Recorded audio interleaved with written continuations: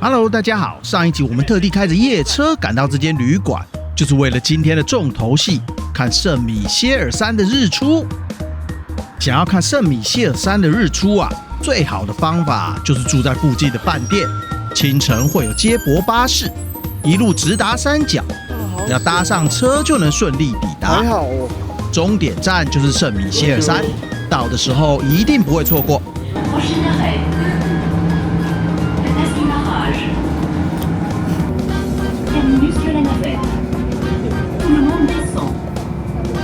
到了，先來看看聖米歇爾山吧。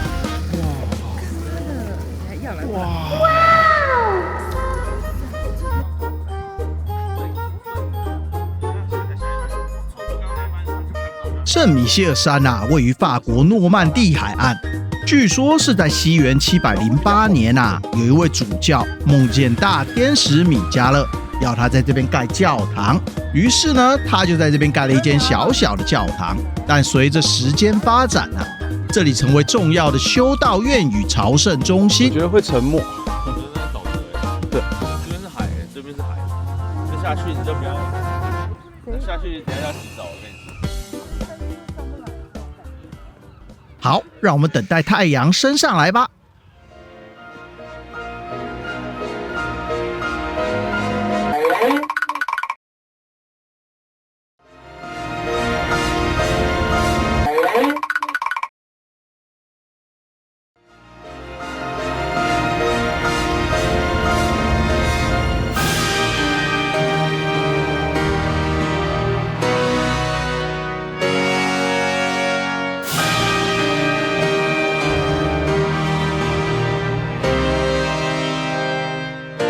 当太陽緩緩升起啊，整座聖米歇爾山被晨曦染成金紅色，像是火在燒一樣。現場看到啊，真的是又震撼又新鮮。看完日出，我們決定進入聖米歇爾山，找找看有沒有早餐店。它是裡面有賣蛋，是不是？是溫泉蛋嗎？還是歐姆蛋？歐姆蛋哦，好，聖米歇爾蛋。完了，沒錯。這裡的特色美食就是歐姆蛋，最有名的就是這家普拉德修女餐廳。這家店可是從19世紀就開始營業，招牌是用大銅鍋打發的蓬鬆歐姆蛋。不過很可惜，我們來的時候是淡季，店沒開。如果你來的時候有開，一定要吃這一家。好，你看需不需要一點？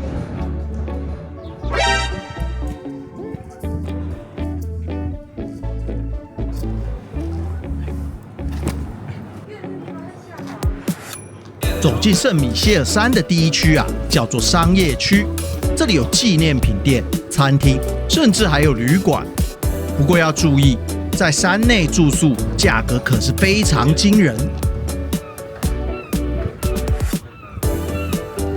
像我們經過的這家旅館啊，曾經接待過許多名人，氣氛獨特。如果你預算充足，而且不在意晚上被關在小島上，那會是個難得的體驗。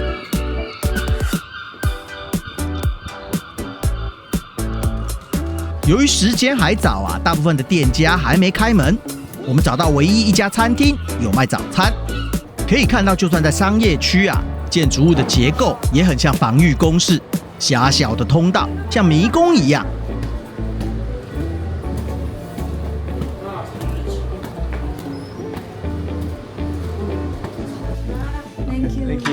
我們點了培根意大利麵、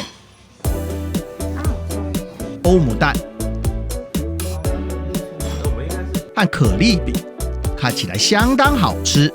接下來是拍照的環節啦，他們又要鬥嘴了，我看戲，嘿嘿。你好好起來一下，我起來还是没起来？你要起来一下，我要到上面去。好，我刚刚以为那邊有一件衣服。我就不能当衣服，是不是？等一下，因为我在调角度。等一下，如果有人在後面拍我們，這樣一定很不錯。所以我自己都看完，還好你沒有把它加入，我把我的信用卡。我想說，你說哦沒關係，然後還丟一些信用卡。不要亂，不要亂。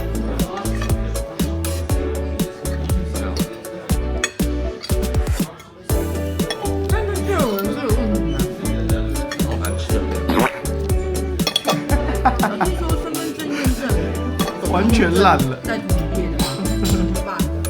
我跟你講，身份證驗證跟註冊的那個手機，它是在。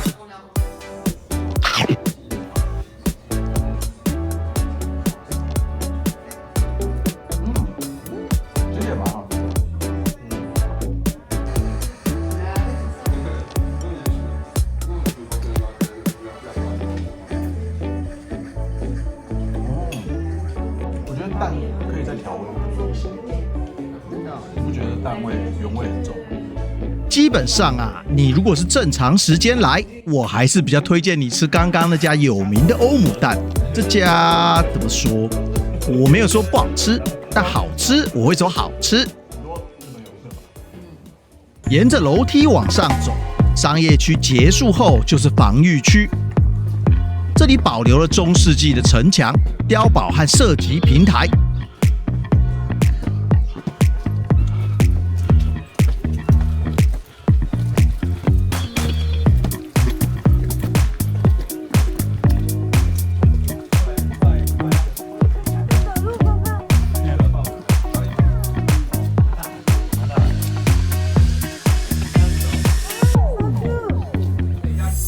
由于聖米歇爾山歷史上曾經是重要的軍事要塞，所以這裡的建築設計幾乎都是為了抵禦外敵入侵。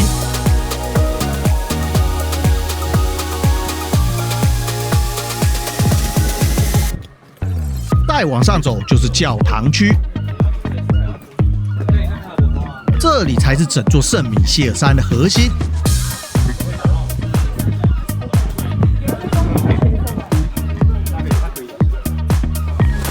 没有，在羅浮宮就故意買學生票，就要檢查 ID， 只好回去一趟。進入需要購票，經過安檢後，沿着長長的樓梯上去，就能看到教堂正上方那尊閃閃發亮的純金大天使聖米歇爾像，這是整座山最重要的象徵。前面講過，這座修道院最初建於8世紀，後來在11到16世紀的時候持續擴建，因此融合了羅馬式、哥德式和火焰式等不同的建築風格。在大革命期間，這裡一度被改成監獄，直到19世紀才逐漸修復，並重新開放為修道院。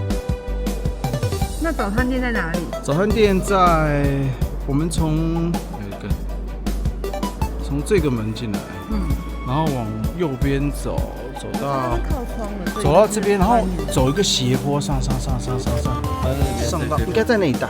真的嗎？一本正經胡說八道。從這邊上來的，走上來的。哦，下來，所以這邊啊，早餐店。早餐店好像在這邊，因為我有看到旁邊那邊有一個凸起來，圓圓的。我們沒有辦法上，我們現在在哪裡？我們現在教堂裡面了，裡面的教堂哪裡？就是那個裡面最尖的那個高起來，被遮住了，被遮住。對，教堂本身挑高的屋頂和哥德式拱門非常壯觀。在1997年，整座聖米歇爾山被聯合國列入世界文化遺產，成為法國最具代表性的地標之一。穿過教堂可以來到寧靜的庭院區，修道士們過去常在此冥想。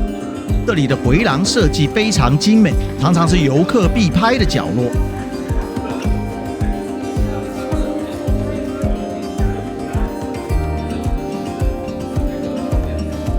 話說，很多人都會在這個透明落地窗前面拍照，實在太難拍了，所以我們在旁邊留念一下就好。話說你來時，如果這邊沒人的話，趕快先拍，不然等我想拍就拍不到啦。再往裡面走是餐廳區，也就是僧侶們用餐的地方。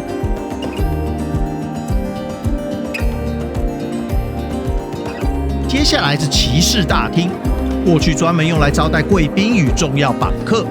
氣派的大石柱與寬敞的空間，讓人聯想到中世紀的宴會場景。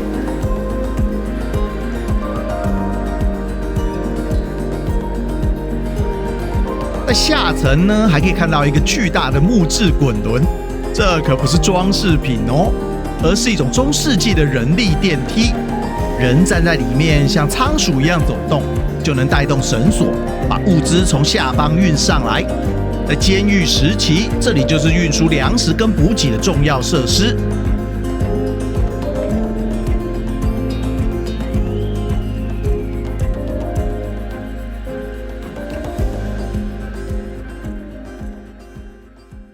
最後來到了紀念品店，這是老王最愛的環節。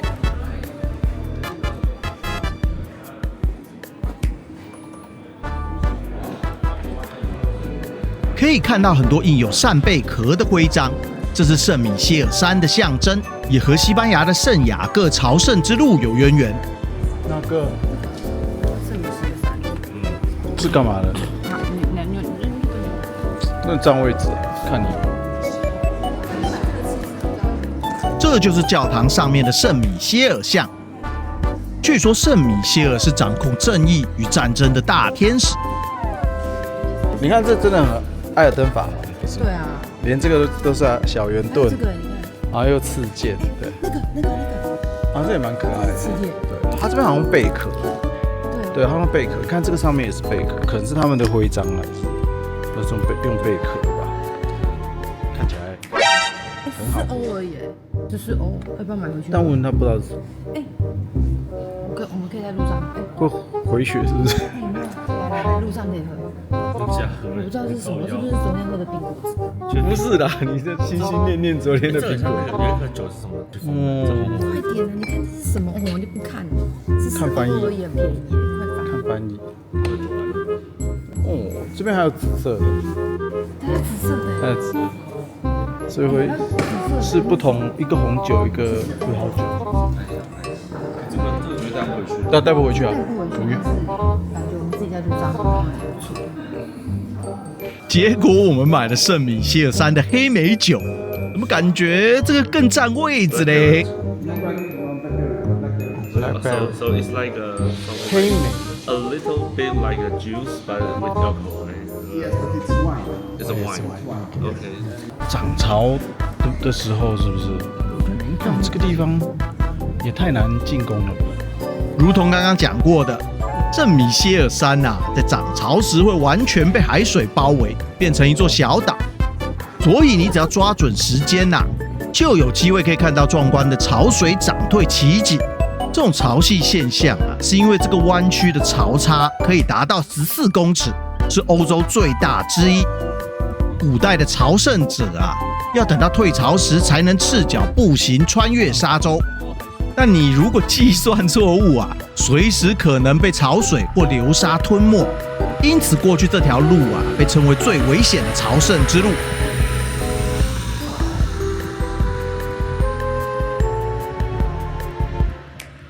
由於天氣預報呢顯示待會要下暴雨，我們決定結束行程，開車回巴黎吧。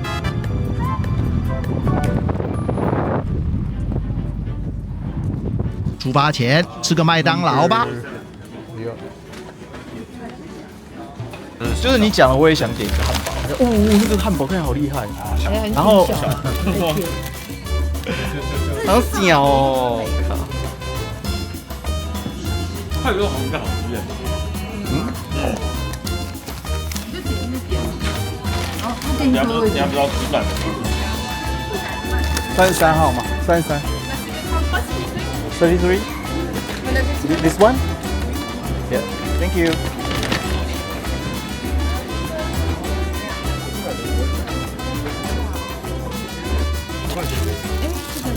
我的是法式三明治，它好像就是那個，你覺得這是鬆餅皮還是漢堡皮？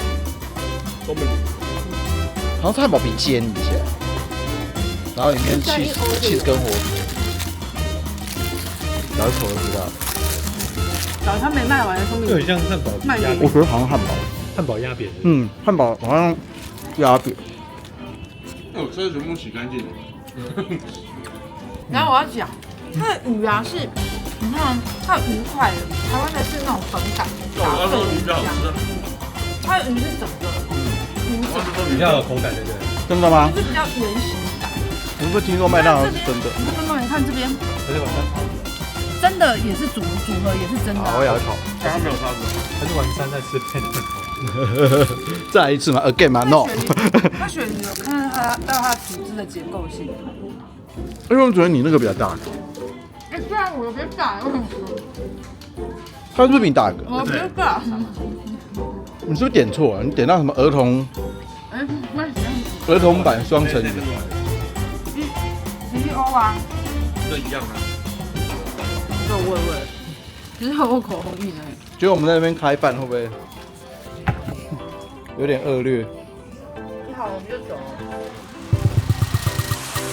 回程大概得開5個小時左右。之所以選擇自駕開回巴黎是因為租車公司提供異地還車折扣，幫他們把車開回巴黎就能大幅省下費用。只是要注意法國高速公路的收費系統需要你自己上官網輸入車號，自己繳納。如果忘了，1週後就會被加罰金。這邊強烈建議大家不要在巴黎市區開車，塞車的狀況真的很嚴重。而且會看到這種看似普通的車子，突然打開燈就變成警察車，很神奇，搞不清楚它究竟是有案件，還是只是想要提早脫離塞車呢？不是一般的小車，是那個便衣嗎？各位看看，這就是凱旋門和前面的香榭大道。但我就在這邊看到奇奇怪怪的，好像想要這樣。可以。這有點像中正紀念堂感覺。中正紀念堂。哇靠，這個好冷。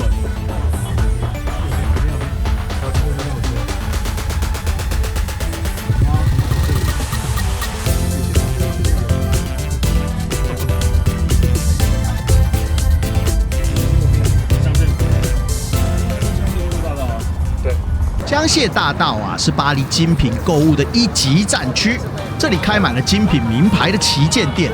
上次說沒時間就去拉法葉百貨一站解決，但如果你要特殊的品項那你該來香榭大道，這裡的品項真的多很多。LV 樓上有個村上隆的展間，我們上去看看吧。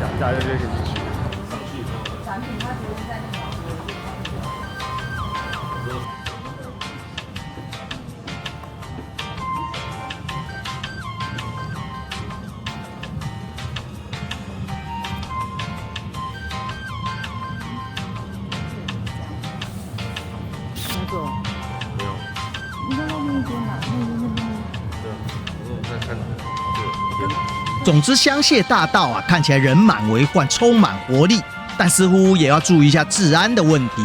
我有看到有些人拿着一個板子，像是要做問卷，但我不太敢靠近。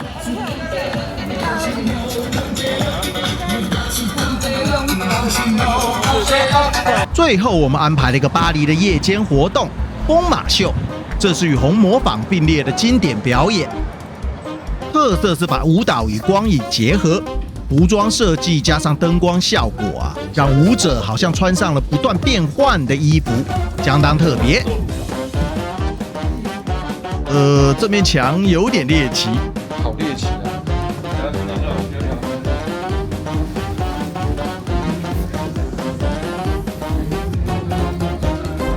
接下來就不能拍攝啦。老實說我們一行人3個男生都不小心睡着了，反倒是2位女生看得很開心，一直在討論哪個妹子最正。我平常是日本電影看的比較多，比較無法產生共鳴。但說真的，光影效果真的相當厲害，投影可以當做舞者的衣服不停的變換，大概就是這種感覺。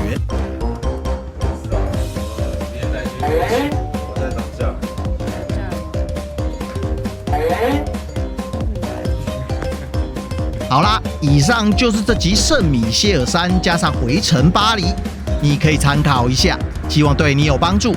那我們下次見，拜拜。